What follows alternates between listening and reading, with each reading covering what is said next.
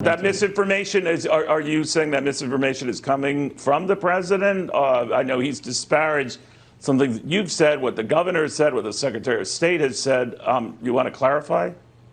Yeah, that misinformation is coming from every single angle, Neil. And I got to tell you, it's disheartening. It's definitely not our finest moment. We continue to get hundreds, if not thousands, of pieces of misinformation flowing in almost by the hour from folks seeing something on Facebook or Twitter, and it takes 10 seconds to debunk. And really, I think the troubling part to me, Neil, is that so much of this is flying in just under the premise of not rooting out fraud, but to simply try to flip an election. And certainly my job's too important to take that bait.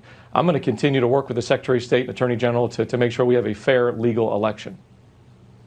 All right. I assume what you're referring to is the president's charge that thousands of votes that went to him are not coming up in these counts and recounts. Can you unequivocally state that is not the case?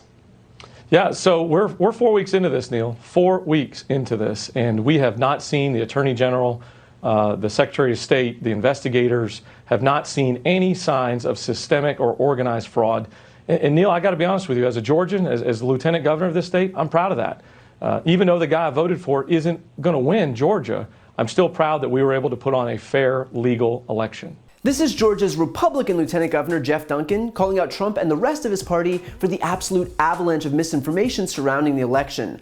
The most important point that Duncan brings up is that it's not even a matter of actually rooting out fraud, but just flipping an election. If there were actual legitimate concerns about fraud, the Trump team and its allies would have actually brought them up in court where it mattered. And yet not one shred of credible evidence has been presented to a judge in more than 40 cases. Because again, it's not about uncovering any legitimate issues, it's a glorified temper tantrum. It's an entire political party taking its cues from a thin-skinned man-child who can't accept the fact that he was rejected decisively at the ballot box. Consider too Duncan saying most of this misinformation can be debunked with a simple Google search.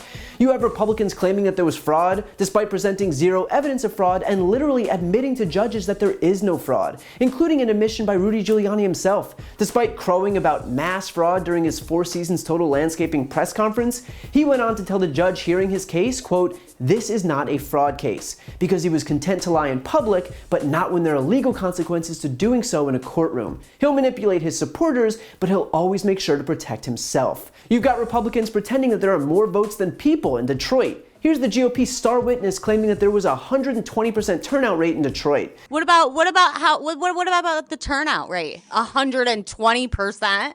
All you have to do is look at the number of registered voters in Detroit and the number of votes cast, and you'll see that there was a 49.5% turnout, not 120%. You have Trump's legal dream team out there claiming that Dominion voting systems can't be trusted because they're owned by Smartmatic Technology, which has been involved in Venezuela's disputed elections. When in reality, Dominion and Smartmatic are not the same company. They have no link. One doesn't provide any software or equipment to the other. Not only are they not the same company, they're actually competitors. This is all based in lazy conspiracy theories. You have people suggesting that dead people voted, when in reality, this is all based on the fact that thousands of people with birthdays listed as January 1st, 1900 were casting ballots, which would make them 120 years old.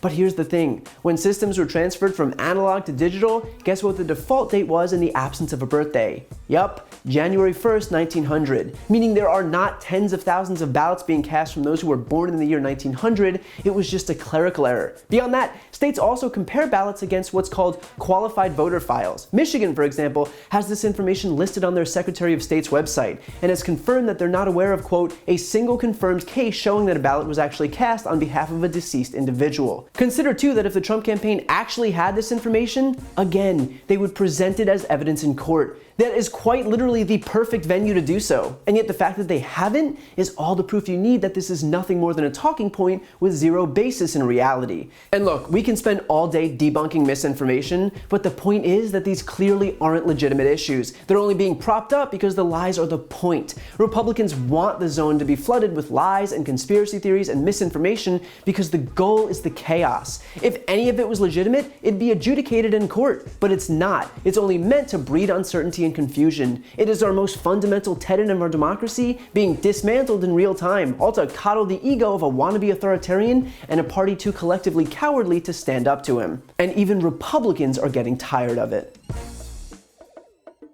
If you like this video, please check out my podcast, No Lie with Brian Tyler Cohen, where I take a deep dive into the week's most important stories and interview major players in politics, including Kamala Harris, Katie Porter, Adam Schiff, Nancy Pelosi, Eric Swalwell, Mary Trump, Al Franken, Cory Booker, and many, many more. Again, that's No Lie with Brian Tyler Cohen, available anywhere you listen to podcasts.